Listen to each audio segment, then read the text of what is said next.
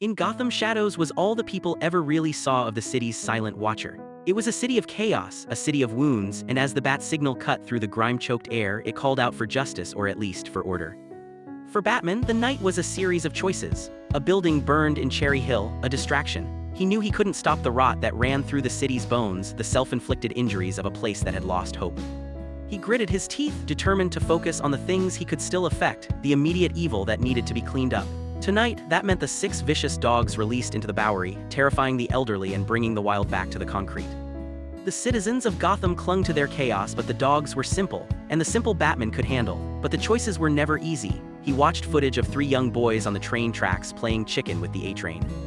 The oldest was just 12. This was another old, rotten tradition of Gotham, children choosing death over life. He couldn't stop them from doing it again tomorrow, but he could stop this. Stepping into the room, he interrupted a gruesome scene, a man tortured and 2 men standing watch. Batman asked who this was. They knew the show was over. The victim's body told a chilling story. The killer had been precise, pinpointing every major nerve cluster without spilling a drop of blood. They kept him alive to play his body like an orchestra of agony. This was pure surgical sadism. To understand the method, Batman called on Dr. Sarika, the forensic pathologist. 3 bodies in 3 nights, all alone. But that's where the similarities ended. A wealthy lawyer, a poor retired man, and the victim tonight. Sarika called the work magnificent, noting the chilling professional cleanness. Batman pointed out the clear intent. The killer removed their tongues and teeth so they couldn't scream. He then pulled Commissioner Gordon aside. He didn't trust the doctor, noting his strange behavior consistent with abuse of certain chemicals. But Sarika was what the city had. They had to work with what they were given. Batman knew the key was the pattern. 3 bodies were enough. He needed to find the next target before the killer did. He didn't wait for a warrant. He broke into the law office to get the victim's case files, but was caught by a security guard who foolishly tried to arrest the Batman. He immediately pulled a gun while asking Batman to freeze, of which he knocked him out cold. Meanwhile, other guards rushed in, which caused a fight to break out. The guards were tough, but Batman's mind was racing. He kept asking who was paying this much to protect a dead man's documents. He filed the question away and continued the fight. The guards opened fire. Batman smashed through the window, files clutched in his hand, a bullet searing his shoulder. He hit the alley floor. He was already back on the clock. He returned to the Batcave. Batman sat at the computer, ignoring Alfred's protests about the wound.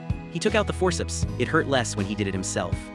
The files confirmed the pattern. The victims were not random. They were men who had been legally saved by the corrupt system, leaving others to suffer tragedy. The killer was settling scores for the broken people of Gotham, the men who were left alone in the world by tragedies. Batman found the next target, Michael Gallo, a low-level thief whose wife had been killed after he crossed the Falcone crime family. He was grieving and alone. The killer was already on his way to get him. Listening through the window, Batman heard Gallo talking to himself. Then, the killer's voice. He offered him a twisted form of solace. Batman waited until the last possible second, then launched himself. He exploded through the window. The killer lunged, his body covered in horrendous self-mutilation. This was no ordinary attacker. Batman realized with horror that the killer had weaponized himself. He couldn't strike him without rupturing an artery or organ. The killer had made himself a human bomb. He was unnaturally strong, seemingly immune to pain. Before Batman could find a way to subdue him, Gallo, the victim, grabbed a shotgun. The shot was wild and missed, but the noise bought Batman the split second he needed. By the time the ringing stopped, the killer was gone. Batman barked at Gallo, telling him the man only wanted to torture him to death, and then vanished into the night. Back home, he and Alfred searched for the killer's source of inspiration, finding it in an ancient manuscript, The Wound Man. It was a map of all pain, originally created in the 14th century to heal suffering. But this killer, the Wound Man, had twisted it into a tool of death.